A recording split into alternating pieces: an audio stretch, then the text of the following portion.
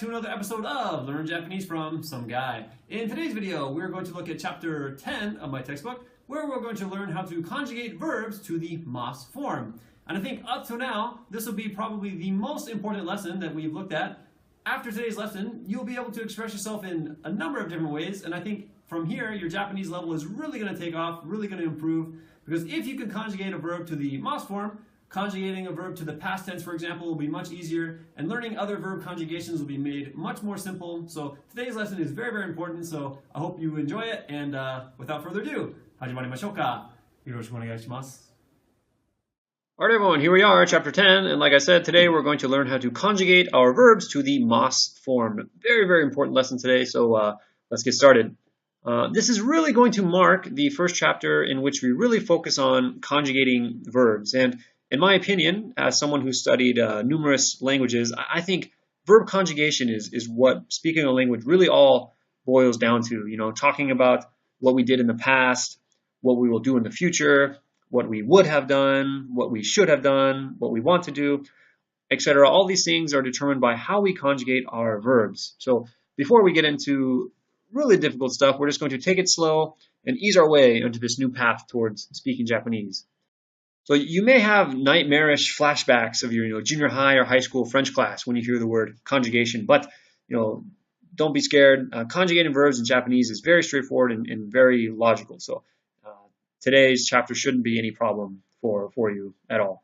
So the first thing we have to learn is that when we conjugate our verbs into the mas form, we have to find the verb's stem. Okay, so what is a stem exactly, you might ask? So this refers to the base or the part of the verb that doesn't change regardless of how you conjugate it. So it's kind of like a root, or like the base of a verb. No matter what, this part of the verb will never change. So today we're going to focus on finding the mas stem of our verbs. And in fact, in chapter 8 we saw this a little bit, how iru became imasu and aru became arimasu. So today we're going to learn how to do that with all of our verbs. Every verb in Japanese, we'll learn how to do this. So first, before we conjugate a verb to the mas form, we have to find the stem, the mas stem. Okay, so first, we'll start with the dictionary form of the verb. And like I mentioned before, the dictionary form of a verb is basically the basic unconjugated form of a verb. So if you were to look up in a dictionary the verb for to run, you would find hashiru, the dictionary form of the verb. Or if you wanted to learn to look up the word for to swim, oyogu, that would be the dictionary form. You're not going to find the past tense form or the mas form in the dictionary. So that's the dictionary form. It's basic unconjugated form of the verb. And really, really important right here, there are three types of verbs in Japanese. So there's type 1, type 2, and type 3 verbs. So almost all verbs will fall into either type 1 or the type 2 categories. There are just two verbs that fall into the type 3 category. So most verbs are going to be type 1 or type 2, and there are just two verbs that fall into type 3. So there's basically only two rule sets to remember, and that's it. So you'll know how to conjugate type 1, type 2, and type 3 verbs by the end of this chapter. So first, I'm going to show you guys how to identify the dictionary form of a verb, and it's actually quite easy. Okay, so they will always end in the character from the U column of our Hiragana chart. Okay, so once we have the dictionary form of our verb, conjugate it to the mas stems becomes cinch. So we'll look at that in a little bit. So let's move on. So first, we're going to look at our type 1 verbs. So I mentioned before that type 1 verbs will always end with a character from the U column. So u, ru, mu, nu, su, tsu, ku, gu, or bu. Notice these all end in u, ru, mu, nu. So all the verbs, type 1 verbs, are going to end with one of these. So if you see a verb that ends in this character, you'll know, oh, okay, that's its dictionary form. So here we have some examples. To breathe or to smoke, su, to sit, suwaru, to read, yomu, to die, shinu, to speak, hanasu, to hold, motsu, to buy, kao, to ask, to listen, kiku, to swim, oyogu, to jump or to fly, hobu. And just on a kind of an interesting note, the verb to die is the only verb in all of Japanese that ends in this character, shinu, nu. The only verb that ends in nu. So this verb is kind of special, and given its meaning, it's kind of easy to understand why. But just kind of a little extra trivia, a little extra knowledge for you. This is the only verb that ends in nu. Anyway, so conjugating type 1 verbs to the mas stem can be done in just 2 steps. So very easy. First, the last character of the word needs to be changed to its corresponding character in the E column of our hiragana chart. Then we simply add mas. That's it. Okay, so if this is a little difficult to understand, don't worry. We're going to walk through a couple examples and you'll see and understand in a minute. Okay, so here we have a verb, yomu, the verb for to read. Okay, so the last character of yomu is mu. So we have yomu. So all we have to do is find mu in the u column of our hiragana chart, and then find its corresponding character in the e column in the same row. Okay, so here we have our hiragana chart. So we have our u column, and we have mu, of course, and then in our e column, right next to mu, we have mi. So this is mu's mi equivalent. So mu, mi. So all we have to do is change the mu in yomu to mi and add mas. So we get yomimasu. Okay, so just change mu to mi and append mas, and we're done. So here we have yomimasu. So pretty easy. And we'll look at some more examples. If you're not really quite sure, we'll look at a couple more. So here we have hanasu. So the mas stem is hanashi. So remember, we drop the last character and find its e equivalent. So if we come back up here, we can see that in the u column we have su, and in the e column we have shi. So we have hanasu becomes hanashi, and we add mas and we get hanashimasu. Next we have nomu. So we can see that mu becomes mi, and then we add mas and we get nomimasu. And here we have suwaru, the verb for to sit. We come up here in our hiragana chart. You can see we have ru, and its e equivalent is ri. So we change ru to ri and add mas. So suwaru becomes sawarimasu. And kao, to buy. So here we come up here, u, e. So kau becomes kai. We add mas and get kaimasu. Will buy. Okay. So that's the pattern. It's very easy, very simple. So we'll practice later if you're not really quite sure yet. We'll look at some practice problems and we'll kind of go over it again. Anyway, now we have our type 2 verbs. So in the beginning, identifying type 2 verbs can be a little tricky. So if you remember before, type 1 verbs will end with a character from the u column, but type 2 verbs all end in ru. Okay? They all end in ru, and they'll either be preceded by a character from the a or the e column of our chart. Okay, so when written out in romaji, it'll look like eru or iru. So here we have some examples. Taberu, the verb for to eat. So please notice we have taberu, taberu. To teach, oshieru. To throw, nageru. To fall, ochiru. To grow tired of, akiru. To be able to, dekiru. So all of our type 2 verbs will end in ru. So if you see a verb that ends in ru, most likely it's type 2. Not always, but most of the time it'll be that way. Okay, so there are some exceptions to this rule. There are some type 1 verbs that follow this pattern that look like type 2 verbs but actually aren't. Okay, so here we have a couple examples. Hairu. This looks like it'd be a type 2 verb. You know, it has iru, ends in ru. So it looks like it would be type 2, but it's actually type 1. Kiru is another example, to cut. Shaberu, to chat. Hashiru, to run. So these look like type 2 verbs, but they're actually type 1. So just know that all verbs that follow the type 2 rules aren't necessarily type 2 verbs. Very similar to how, you know, all dogs are mammals, but not all mammals are dogs. So we can say the same thing about type 2 verbs.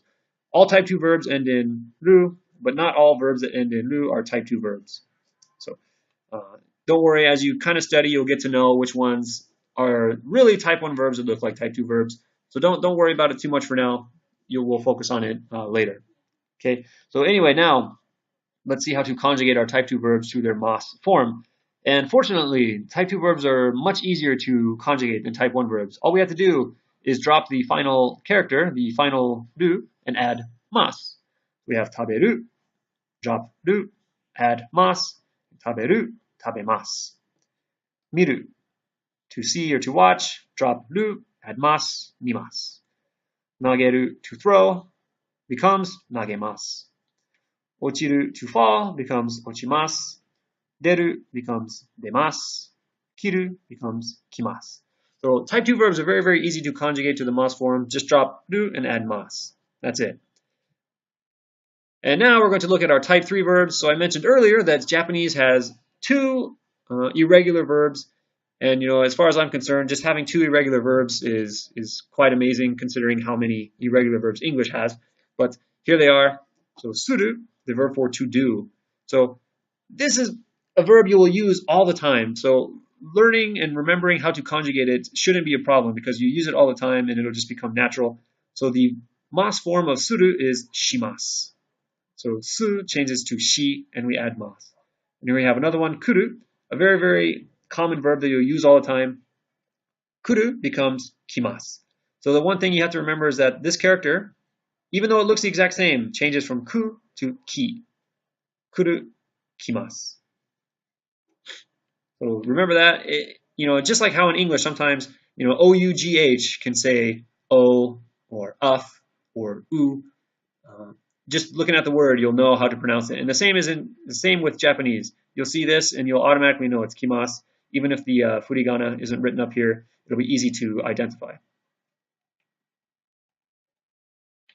Okay, now we're going to look at some practice problems. So we're just going to take the given verbs in their dictionary forms and conjugate them to their mas forms. So we have, the dictionary form of the verb, taberu, nomu, shinu. And in this column right here, we're going to write the mas form. So taberu would be tabemasu. Okay, so answer these questions. Make sure to write your answers in Hiragana. And if you're bold today, you can try to write the kanji character. So pause the video, fill in the blanks with the verbs mas form. Okay, we have some more at the bottom. Number 8, 9, and 10. Okay, so hopefully you've answered those. Now let's check. So here we have number 1. Taberu becomes tabemasu. Nomu becomes nomimasu. Shinu, shinimasu. Suru, shimasu. Kangaeru, kangaemasu. Yomu, yomimasu. Hashiru, hashirimasu. Kuru, kimasu. And remember, this is ki, kimasu.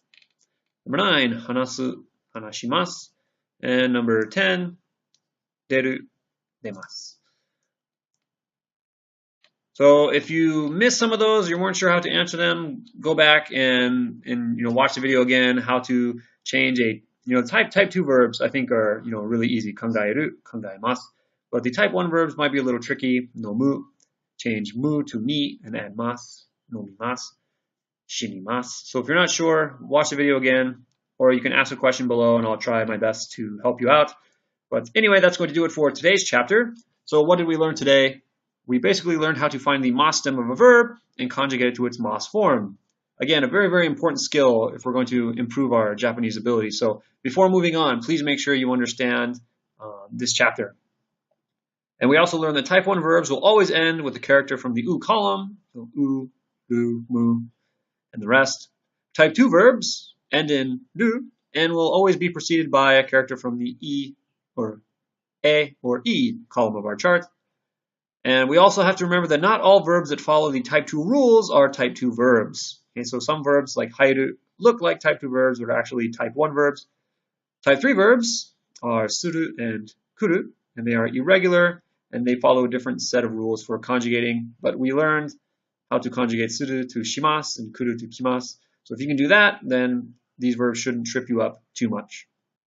All right, and next time we're going to look at chapter 11, and we're going to learn how to make verbs negative with masen. So today we learned how to conjugate a verb to its mas form. Next time we'll look at how to make a verb negative. So if you know how to conjugate a verb to the mas form, it's very easy. Instead of saying mas, we say masen. So we have yomimasu, yomimasen. Tabemasu, tabemasen. Kimasu, kimasen. So very, very easy lesson, but we'll go over it a little bit, and we'll do that next time. Alright guys, that's going to do it for today's chapter. If you enjoyed this video, be sure to hit that like button, and be sure to subscribe if you wish to get updated on when future videos are released.